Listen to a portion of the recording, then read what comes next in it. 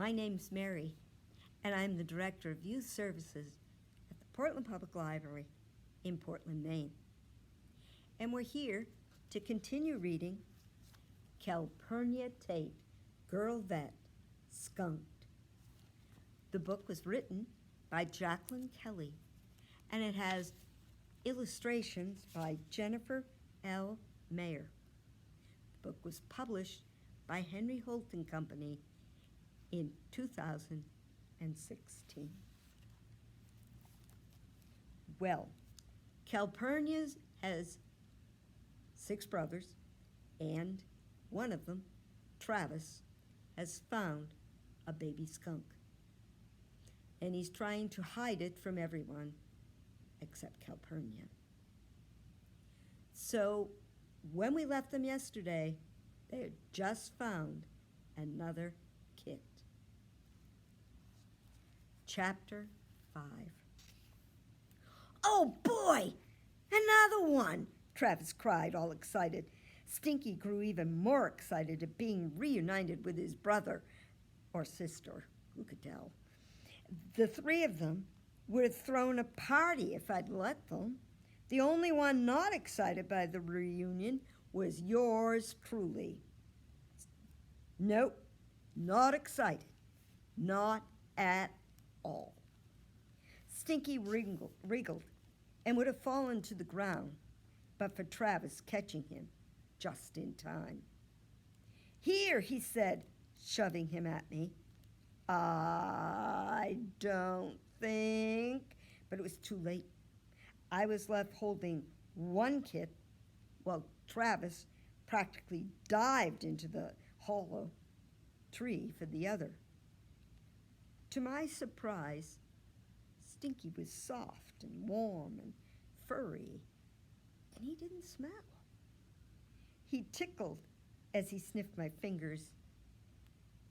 I hated to admit it, but he was really kind of cute. Travis emerged with the other kit. It squirmed feebly in his hand. It was only half the size of Stinky, but it looked about 2/3 dead to me. "Oh, Travis," I said, knowing the heartbreak that lay ahead. It's the runt of the litter. It isn't going to make it. You should put it back." He looked aghast. "We can't just leave it here. We have to try. You have to help me."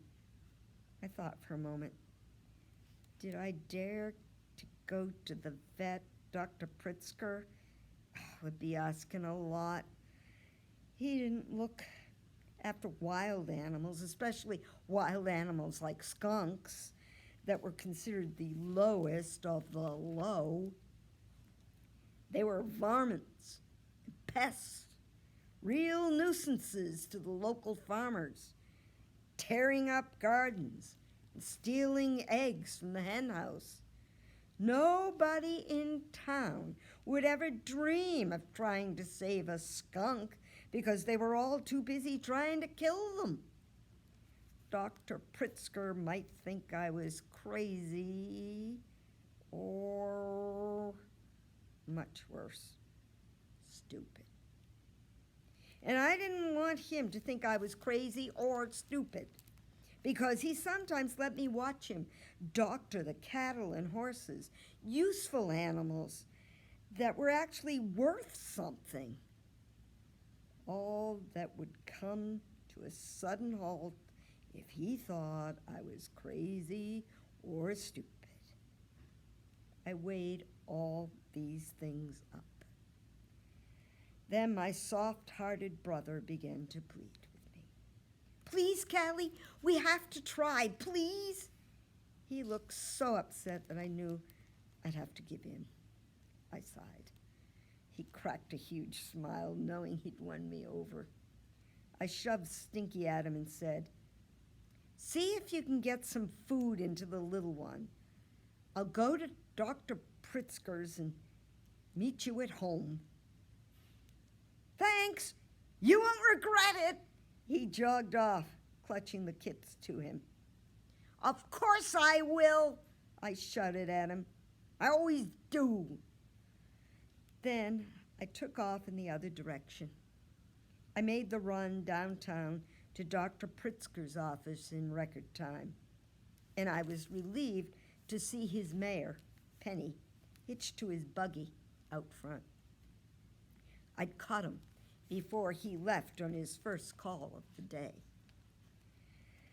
I didn't even stop to pet Penny, her usual pat in the nose, but burst through the door, startling the doctor, who was looking over some papers on his desk. Well, what is it, Calpurnia? Well, what's the trouble? I paused to catch my breath and think. I couldn't tell him we had a skunk. So I said, Dr. Pritzker, I'm worried about one of our kittens. It's awfully small. It's the runt of the litter. And I told my brother we should just let it go. But he wants to try and save it. Do you think that's a good idea? Nature doesn't usually intend the runts to live. I know, but Travis has his heart set on trying. What should we do? Well, the first thing you have to do is keep it warm somehow. Once they lose body heat, they start to fail quickly. And it needs to feed frequently. Is the mother cat around feeding? She's gone. Is it old enough to eat solid food? Some ground up meat? Maybe not. It looks pretty weak to me. Then you'll have to feed it milk, somehow. Either with a sponge you can suck on or with a very small bottle. And you'll need to warm the milk first. Okay, I will. Is there anything else we can do? Well, you can hope for the best. And I do hope you and Travis won't feel too badly if it dies. Runts often do, even when you do everything to save them. Thank you. I dashed back out. It wasn't until I got most of the way home and saw the sun high in the sky that I realized we'd missed breakfast. Uh-oh. A punishable offense in our house. Chapter 6. Travis had both skunks in the cage by the time I got back to the barn. The larger one was nosing and cuddling the smaller one, which looked frighteningly weak. I explained Dr. Pritzker's advice and then cast around for something I could use to warm the runt. I grabbed a brick from a stack and then ran with it to the back door of our house. Our cook, Viola, sat at the kitchen table, drinking a cup of coffee and taking a short break between cooking our family's huge breakfast and cooking our family's huge lunch. You two done missed out. Your mama's not happy. She wants to see you. Drat. Now I was in trouble. And I didn't have time to be in trouble. What are you doing with that brick? Viola doted on Idabelle, our one inside cat, whose job it was to keep the mice at bay. So I decided to stick with the kitten story. I needed to warm one of the barn kittens that's sick. I opened the stove and pushed the brick in, nearly burning my fingers. Okay, but your mama wants to see you. I smoothed down my hair, straightened my pinafore, and marched into the parlor where Mother sat mending a big basket of my brother's shirts. It turns out that a passel of brothers aren't just hard on their sister. They're hard on their shirts as well. Ah, said Mother, the missing daughter has returned. turned. Where were you at breakfast? And where's Travis? The sick kitten story seemed to be holding up well, so I went on with it and then explained about having to run to Dr. Pritzker's for emergency advice. Mother didn't much like me hanging around his office, saying it wasn't a suitable place for a young lady. But she, like everyone else, felt sorry for the so-called sick kitten. She finally let me go with a word of warning not to miss any more meals, then said, "Send Travis to see me. I think he's still busy with our patient."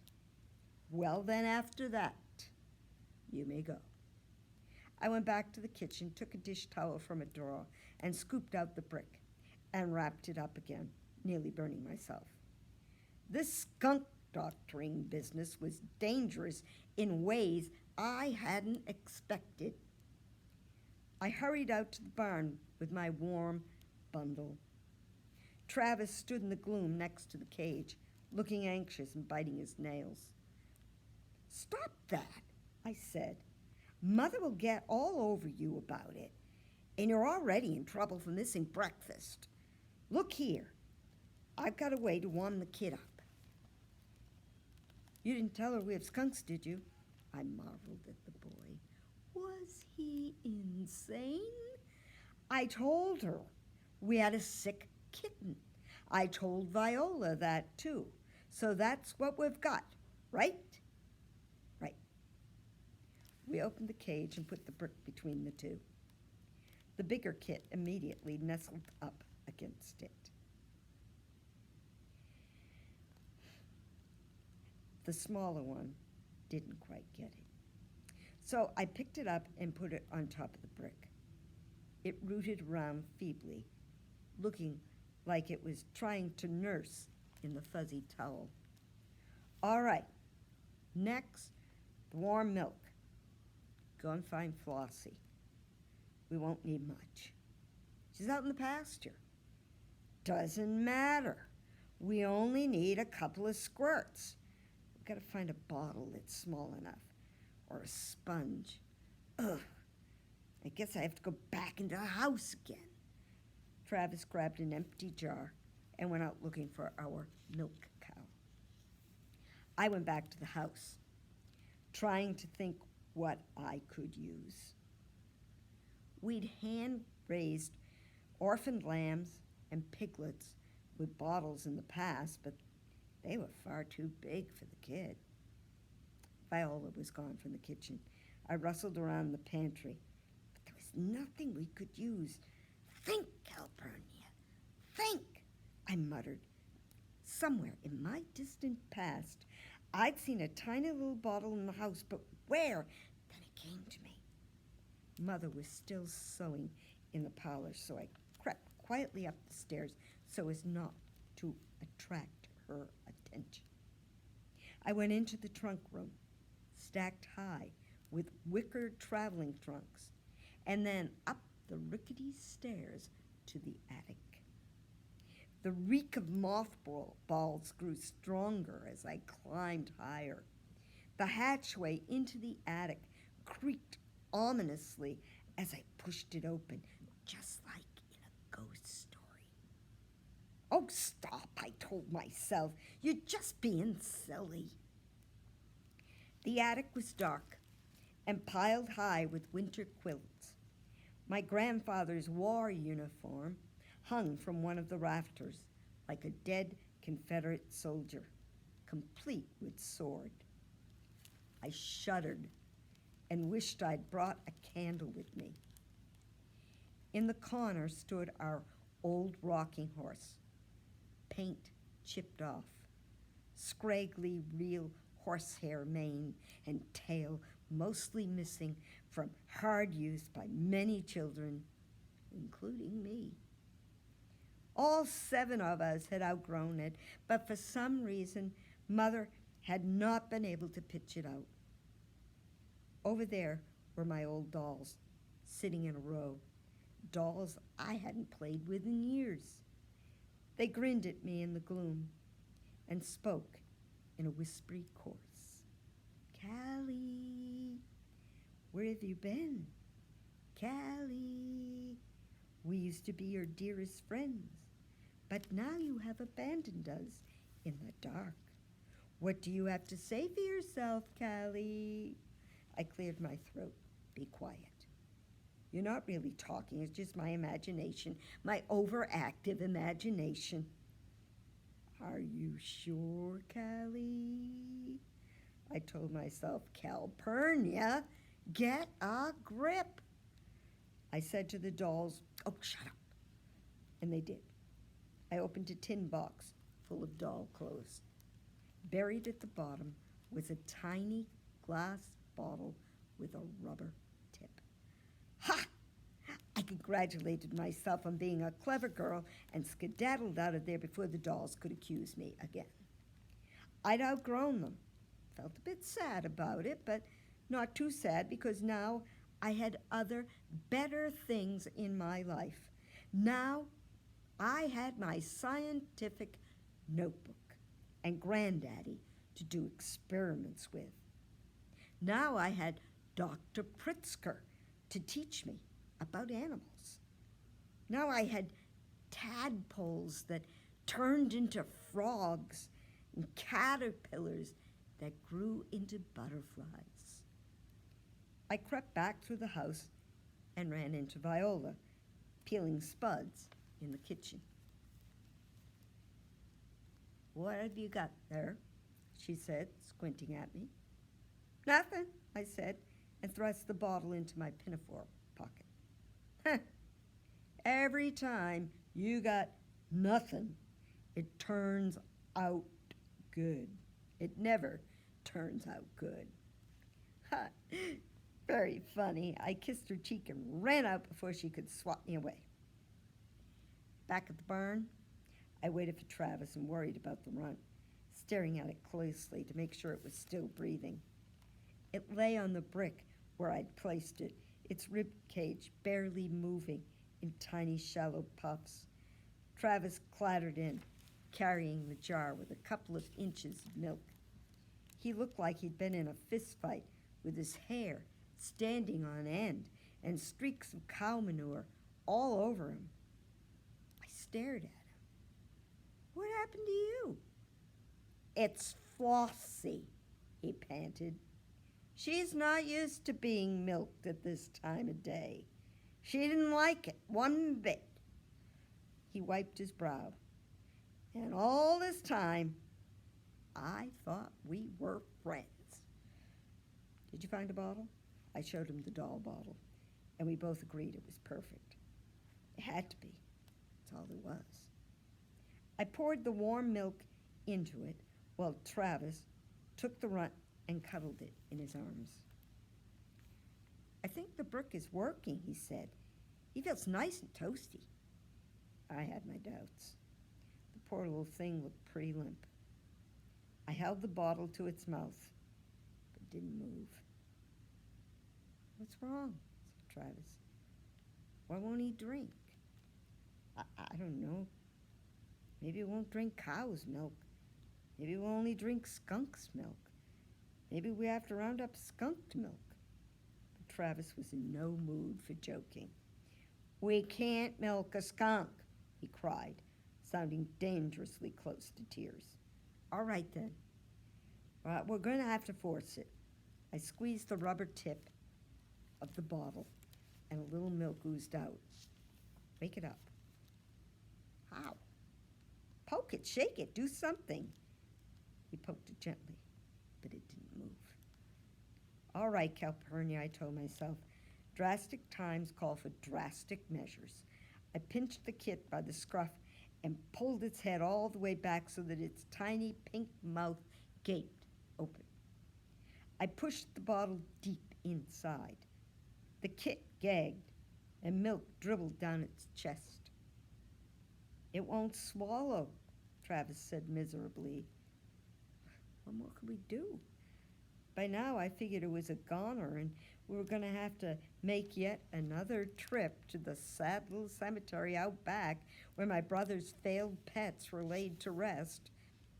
Travis was just going to have to get used to it. Besides, one baby skunk should be enough for any boy, right? Although one certain boy would never see it that way. And then something wonderful happened. The runt twitched its tiny nose. Then it licked its chops. Then it feebly tried to lick its fur where the milk had splattered. Signs of life. I gave it some more milk, and it managed to swallow a couple of drops. Just a couple, but it was a start. Travis lit up like the sun, making it all worthwhile. Chapter 7.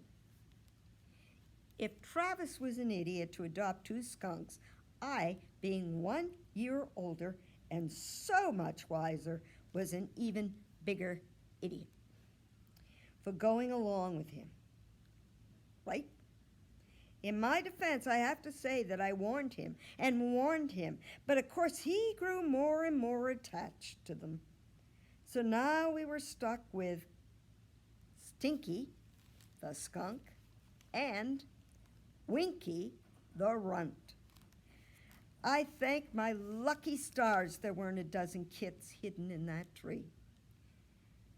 Dr. Pritzker came over a few days later to look at one of our pigs with an eye infection, and I hung around to watch. Hello, Calpurnia. How is your kitten coming along? My what? The kitten you told me about, the poorly one. Oh, yes, of course, the kitten. It's doing very well, thank you. I think your advice made all the difference. Would you like me to examine it after I'm done here? Well, perhaps some other time. I'm pretty sure it's sleeping right now, and I hate to wake it up. Dr. Pritzker gave me a funny look, but that didn't bother me. I was used to it. Lots of people gave me funny looks. By now, Stinky was eating all sorts of fruits and vegetables and bugs, along with tidbits left over from our family meals. In fact, he'd eat anything we put in front of him. Granddaddy, the source of all knowledge, explained that skunks are omnivores, which is a fancy way of saying they'll eat anything from popcorn to crickets to fried chicken. One day, Travis presented Stinky with a whole pecan, which frustrated the kit to no end, as he was unable to crack the thick shell with his tiny teeth. Finally, Travis cracked the nut open for him, and Stinky greedily inhaled the contents. Winky was still using the bottle, but slowly improving. The hardest thing was keeping his brick warm. We were constantly running in and out of the kitchen while trying not to draw too much attention to ourselves. One day, Travis and I walked into the barn and heard a terrible racket. We ran to the back where Ajax, Father's prize bird dog, was barking and pawing at the skunk cage. Stinky and Winky growled back at him from the far corner, doing their best to look large and fierce. "No, Ajax," we screamed. But he was too excited by the presence of not just one captive varmint, but 2 of them. He must have figured this was his lucky day. I grabbed him by the collar and pulled him away, but he fought me like a wild thing and jerked loose. Stinky stamped his feet. "No!" I cried. Stinky turned his back. "No!" I cried. Stinky let fly. Ajax took a direct hit in the face. He howled and pitched over backward, pawing at his muzzle and uttering horrible screeches. The poor dog screamed and thrashed as if he were being tortured, which, if you think about it, he was. Travis and I could only stand there with our mouths open, staring at this terrible and ridiculous scene. When Father got home from work, Ajax was lying in his favorite place on the front porch, reeking. You could smell him from miles away. Father glared at the dog. You, sir, get off the porch. You're banished for a week. Don't come back until you've improved. Ajax flattened himself and slunk away, looking very embarrassed. Unfortunately, he went to his second favorite place, which was under the porch. And although we could no longer see him, it turned out to be not a whole lot better nose-wise. Father turned on us. You two, do you know anything about this? Travis said, well, I elbowed him. No, sir, I said. No, sir, Travis echoed. Father scowled at us. We stared at our boots. Poof, he said, and strode into the house. What do we do now? Said Travis. I guess we better wash Ajax, I said glumly. Ugh, exactly. I knew that plain old water would not fix the stench. Stay here, I said. I'm going to talk to Granddaddy. I went inside and knocked on the door of the library, where he spent much of his time. He called out, "Enter if you must." He said that because he preferred to be left alone. He preferred to live what he called a life of the mind. This means that he liked to sit quietly and read lots of books and think about things. So what kinds of things did he think about? Everything, as far as I could tell. Birds, dinosaurs, fossils, volcanoes, tornadoes, the weather, the planets, the stars. I hadn't yet come across anything he hadn't thought about.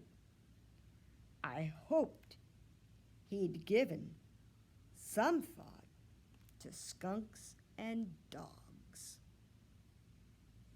So we're going to end our reading there today. We're reading Calpurnia Tate, Girl Vet, Skunked. The book was written by Jacqueline Kelly. It has illustrations by Jennifer L. Mayer, and it was published by Henry Holt and Company in 2016. So my name's Mary, and from the Portland Public Library in Portland, Maine, and we'll be back next time to finish the book about Calpurnia Tate. Until then, bye-bye.